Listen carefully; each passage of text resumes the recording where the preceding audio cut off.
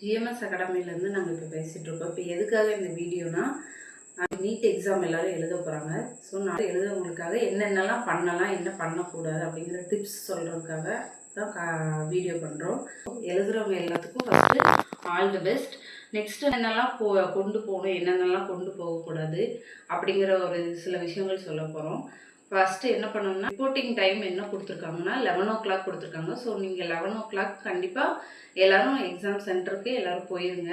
போயிட்டு எக்ஸாம் எப்போ ஸ்டார்ட் ஆகும்னா 2 to 5:30 வரைக்கும் சொல்லியிருக்காங்க. நீங்கள் வந்து 1:30க்குள்ளே நீங்கள் அங்கே க்ளோசிங் டைம் இருக்கும். நீங்கள் அதுக்குள்ளேயே அங்கே என்ன செய்யணும், எக்ஸாம் சென்டருக்கு ரீச் ஆகிருக்கணும். 1:30க்கு கண்டிப்பாக கேட்டு க்ளோஸ் பண்ணிடுவாங்க. ஸோ அதுக்கு முன்னாடியே நீங்கள் எவ்வளோ சீக்கிரம் போக முடியுமோ, ட்ராவலிங் டைம்லாம் கொஞ்சம் உங்களுக்கு கஷ்டமாக இருக்கும். ஸோ அதுக்குள்ளே நீங்கள் என்ன பண்ணணும், 1:30க்குள்ளே அங்கே போய் ரீச் ஆகிடணும். எவ்வளோ முடியுமோ அவ்வளோ சீக்கிரமாக அங்கே போயிருங்க.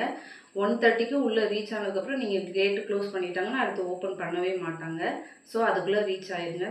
என்னென்னலாம் கொண்டு போகணுன்னா, ஒரு அட்மிட் கார்டுன்னு ஒன்று நீங்கள் ஆல்ரெடி அப்ளை பண்ணும்போது ஒன்று கிடச்சிருக்கும் உங்களுக்கு. அந்த அட்மிட் கார்டை கண்டிப்பாக கொண்டு போயிருக்கணும். அதில் வந்து ஒன் சைடு வந்து பாஸ்போர்ட் சைஸ் ஃபோட்டோ ஒட்டிக்க சொல்லுவாங்க. நெக்ஸ்ட்டு வந்து போஸ்ட் கார்டு சைஸில் ஒரு ஃபோட்டோ ஒட்டுக்க சொல்லுவாங்க. ரெண்டுமே நீங்கள் ஆல்ரெடி ஒட்டியிருப்பீங்க. நெக்ஸ்ட்டு லெஃப்ட் ஹேண்ட் தம்பும் பண்ண சொல்லியிருப்பாங்க. அது நீங்கள் வீட்டிலேருந்தே என்ன செய்யலாம், பண்ணிட்டு போயிடலாம். நெக்ஸ்ட்டு சைனுக்கு சொல்லியிருப்பாங்க. அது நீங்கள் எக்ஸாம் சென்டரில் போய் தான் சைன் பண்ணணும்.